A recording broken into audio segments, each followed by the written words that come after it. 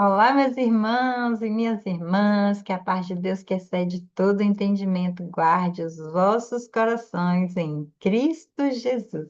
Quando Deus revela sonhos antes de tratar o caráter. Em Gênesis, Deus entrega sonho a José, mas permite conflitos, porque biblicamente sonhos revelam o que nós iremos passar, a modelagem, o nosso caráter, mas nesse capítulo veremos que houve conflito por inveja, talvez, por um momento que eu quero que a minha vontade também seja aceita, vamos dizer assim, que a minha vontade seja ouvida, acolhida. Vamos ao nosso texto, Gênesis 37. Jacó habitou na terra de Canaã, onde seu pai tinha vivido como estrangeiro. Esta é a história da família de Jacó. Quando José tinha 17 anos, pastoreava os rebanhos com seus irmãos. Ajudava os filhos de Bila e os filhos de Zilpa, mulheres de seu pai, e contava ao pai a má fama deles.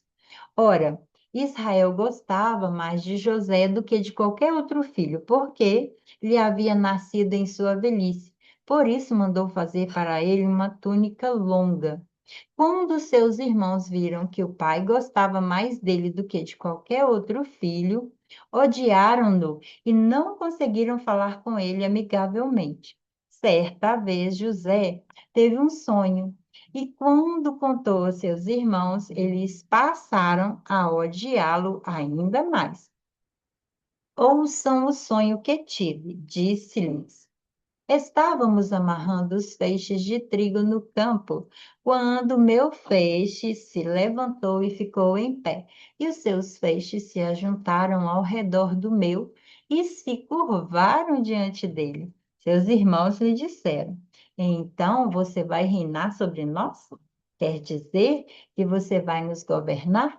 E o odiaram ainda mais por causa do sonho e do que tinha dito. Depois teve outro sonho e contou aos seus irmãos. Tive outro sonho, e desta vez o sol, a lua e 11 estrelas se curvaram diante de mim. Quando contou ao pai e aos irmãos, o pai repreendeu e lhe disse: Que sonho foi esse que você teve? Será que eu, sua mãe e seus irmãos viveremos a nos curvar até o chão diante de você? Assim, seus irmãos tiveram ciúme dele. O pai, no entanto, refletia naquilo. Os irmãos de José tinham de cuidar dos rebanhos do pai perto de Siquém. E Israel disse a José: Como você sabe, seus irmãos estão apacentando os rebanhos perto de Siquém. Quero que você vá até lá. Sim, senhor, respondeu ele. Disse-lhe o pai: Vá ver se está tudo bem com seus irmãos e com os rebanhos, e traga-me notícias. Jacó o enviou quando estava no vale de Hebrom. Mas José se perdeu quando se aproximava de Siquém. Um homem o encontrou vagueando pelos campos e lhe perguntou: Que é que você está procurando? Ele respondeu: Procuro meus irmãos. Pode me dizer onde eles estão apacentando os rebanhos? Respondeu o homem: Eles já partiram daqui. Eu os ouvi dizer: Vamos para Dotã. Assim José foi em busca dos seus irmãos e os encontrou perto de Dotã. Mas eles os viram de longe e, antes que chegasse, planejaram matá-lo. Lá vem aquele sonhador, dizia uns aos outros, e é agora. Vamos matá-lo e jogá-lo num desses poços, e diremos que um animal selvagem o devorou. Veremos então o que será dos seus sonhos. Quando Rubem ouviu isso, tentou livrá-lo das mãos deles, dizendo: Não lhe tiremos a vida. E acrescentou: Não derramem sangue, joguem-no naquele poço no deserto, mas não toquem nele. Rubem propôs isso com a intenção de livrá-lo e levá-lo de volta ao pai. Chegando José, seus irmãos lhe arrancaram a túnica longa, agarraram-no e jogaram no poço, que estava vazio e sem água. Ao se ausentarem para comer, viram ao longe uma caravana de israelitas que vinha de Gileade. Seus camelos estavam carregados de especiarias, bálsamo e mirra que eles levavam para o Egito. Judá disse então a seus irmãos: Que ganharemos se matarmos o nosso irmão e escondermos o seu sangue? Vamos vendê-lo aos israelitas. Não tocaremos nele. Afinal, é nosso irmão, é nosso sangue. E seus irmãos concordaram. Quando os mercadores israelitas de Midian se aproximaram, seus irmãos tiraram José do poço e o venderam por 20 peças de pratas aos ismaelitas, que o levaram para o Egito.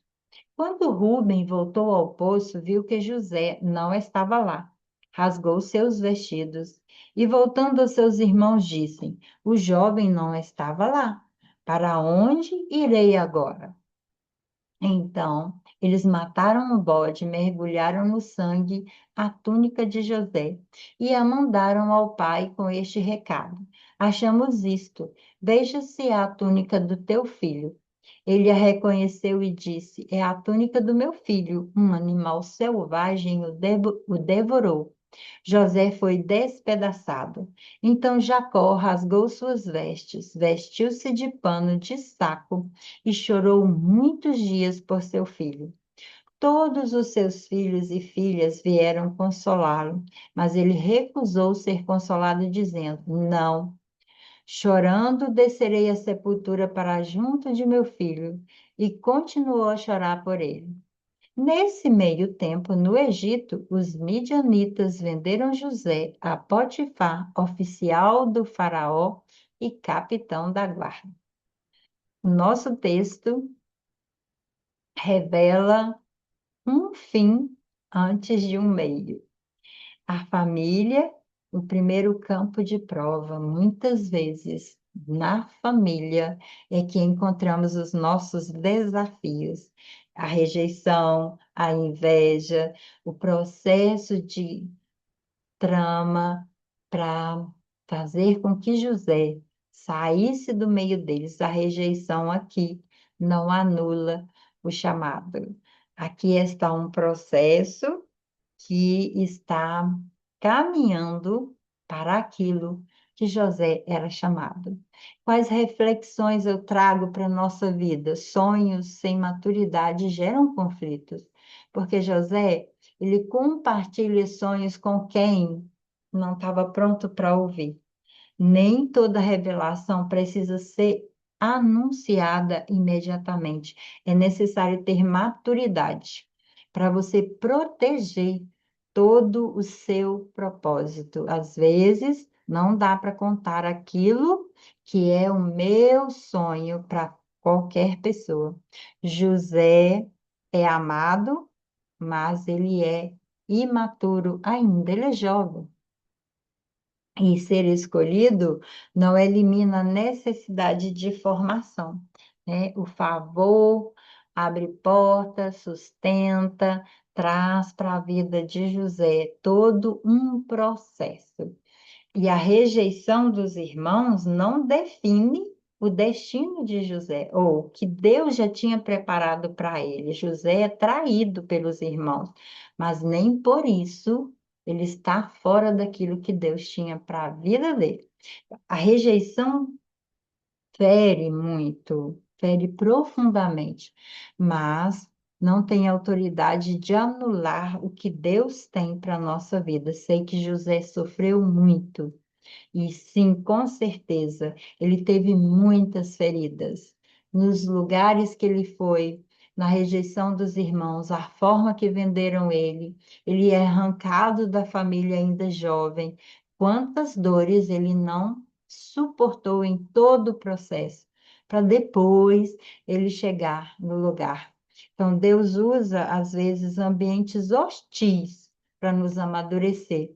Não sei em que ambiente você está, talvez seja um ambiente hostil também, mas Deus está querendo te amadurecer, porque o poço, a escravidão, o processo de prisão, tudo que José passou era parte desse processo. Talvez você esteja também nesse lugar, em ambientes difíceis, mas esse ambiente não significa que Deus te abandonou, é só um treinamento, um lugar de aprendizado, um lugar que você vai crescer, amadurecer, se colocar no lugar que realmente é necessário. E Deus trabalha mesmo em todos os momentos. O nome de Deus não aparece aqui no texto, mas nós vemos a ação dele. Às vezes não tem a pronúncia, Deus fez isso, Deus... não, mas Deus estava trabalhando em todo o processo. Aplicar isso para a minha vida, como que eu faço? A inveja nasce da comparação. Eu fico me comparando com o outro, de repente começo a ficar com inveja do outro. Presta atenção aí. Por isso eu disse no anterior, não se compare com ninguém. Sonhos expostos cedo demais se tornam alvos de coisas que às vezes eu nem precisava passar por elas. Processos dolorosos vão trazer esse lugar de resiliência emocional, de perseverar, de aprender, de ir para frente. A identidade saudável, ela não depende de uma aprovação da minha família. Às vezes eu fico querendo que a minha família me aprove, mas Deus já aprovou. Eu preciso da aprovação de Deus. Entender o processo que eu estou passando. Entenda que feridas não tratadas geram lugares doídos, sofridos, e gera também um lugar para eu ser curado. Para eu tratar tudo isso, eu preciso passar pelo lugar de olhar para essas feridas. Se elas não são tratadas, elas vão me trazer dores, elas vão me trazer lugares complicados, desafiados, desafiadores, mas eu posso tratar esse lugar e gerar novas respostas, novas transformações. Você está preparado para sustentar o sonho que Deus te mostrou? E quando você reage, quando você é rejeitado, qual é a sua reação?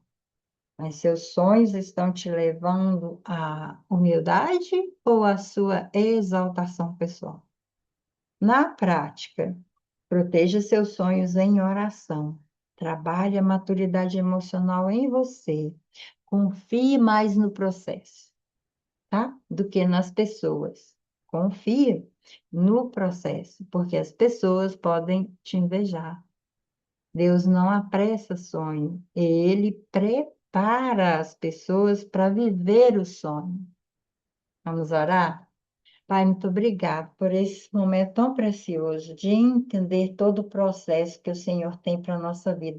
E nos dá também sabedoria para nós conversarmos sobre aquilo que o Senhor tem para a nossa vida com pessoas que sejam maduras também, para entender, nos auxiliar, nos acompanhar, nos dar suporte.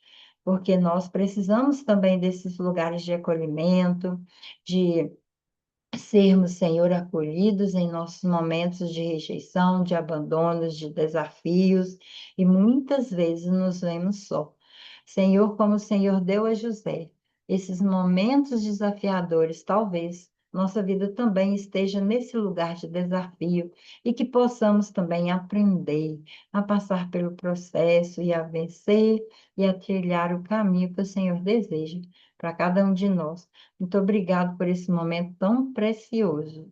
O teu nome santo eu oro. Amém.